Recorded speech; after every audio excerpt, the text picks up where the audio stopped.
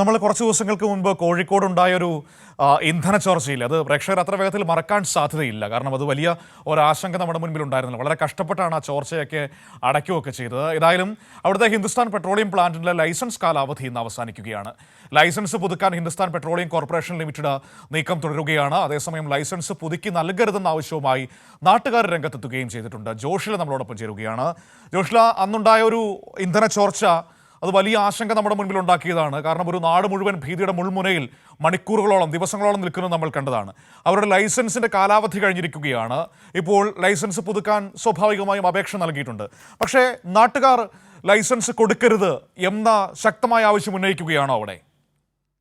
തീർച്ചയായും മനു, നാട്ടുകാർ ഇപ്പോൾ ഹിന്ദുസ്ഥാൻ പെട്രോളിയം ലിമിറ്റഡ് ഒരു തരത്തിലും അവിടേക്ക് കൊണ്ടുവരാൻ പാടില്ല എന്നുള്ള ഒരു നിലപാടിൽ തന്നെയാണുള്ളത്. കാരണം നേരത്തെ ഈ പ്ലാന്റ് സ്ഥാപിക്കുന്ന സമയത്ത് അവിടെ അവർ പറഞ്ഞിരുന്ന നിർദ്ദേശങ്ങളൊന്നും തന്നെ പാലിച്ചിട്ടുണ്ടായിരുന്നില്ല. അതായത് പല കാര്യങ്ങളിലും ഇത്തരം നടപടി ഇന്ധന ചോർച്ച ഉണ്ടാകുന്ന കാര്യങ്ങളിലടക്കം വളരെയധികം സൂക്ഷിക്കുമെന്നുള്ള അല്ലെങ്കിൽ ശ്രദ്ധിക്കുമെന്നുള്ള കരാർ വ്യവസ്ഥകൾ ഒന്നും തന്നെ പാലിച്ചിട്ടില്ല എന്നുള്ളതാണ്. അത് വലിയ പ്രശ്നമാണ് നാട്ടുകാരിൽ ഉണ്ടാക്കിയത്. ഇന്ധന ചോർച്ച ഉണ്ടായ സമയത്ത് കിണറുകളിലടക്കം അത് ബാധിക്കുന്ന രീതിയിലേക്ക് പോയി. അതുപോലെ തന്നെ തോടുകളിലും പുഴകളിലേക്കും അടക്കം ഡീസൽ പടരുന്ന ഒരു അവസ്ഥയുണ്ടായി. ഇതൊക്കെ തന്നെ മാത്രമല്ല, രൂക്ഷമായ ഗന്ധം, ശ്വാസകോശ തടസ്സം ഇതൊക്കെ തന്നെ ഉണ്ടായിട്ടുണ്ടായിരുന്നു.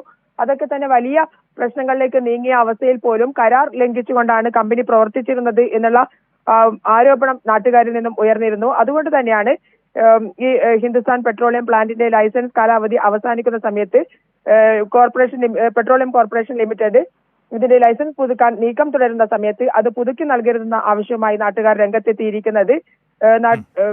ഈ മാസം 4-ന് ഇന്ധനം ചോർന്നത് വലിയ പ്രതിഷേധത്തിനും ഇടയാക്കിയിരുന്നു. മനു, ശരി, ഏതായാലും നമുക്ക് നോക്കാം. അതൊരു പ്രധാനപ്പെട്ട വിഷയം തന്നെയാണ്. സർക്കാർ ആ വിഷയത്തിൽ എന്ത് നിലപാട് സ്വീകരിക്കുമെന്ന് നമുക്ക് നോക്കാം.